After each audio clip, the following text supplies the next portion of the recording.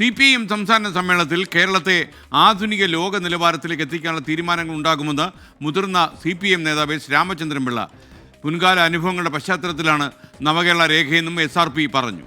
ആധുനിക ലോക നിലവാരത്തിലേക്ക് കേരളത്തിൽ എത്തിക്കാൻ ആവശ്യമായ സാമ്പത്തിക, രാഷ്ട്രീയ, സാമൂഹ്യ, സാംസ്കാരിക വിഷയങ്ങളെ സംബന്ധിച്ചിടത്തോളം പുതിയ കാഴ്ചപ്പാട് അവതരിപ്പിക്കാനുള്ള ശ്രമമാണ് ഈ സമ്മേളനം നടത്തുന്നത്.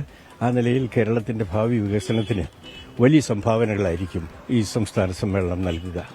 കഴിഞ്ഞകാല അനുഭവങ്ങളെ ആകെ വിലയിരുത്തിക്കൊണ്ട് കേരളത്തെ ഈ ലോക നിലവാരത്തിലേക്ക് എത്തിക്കണം.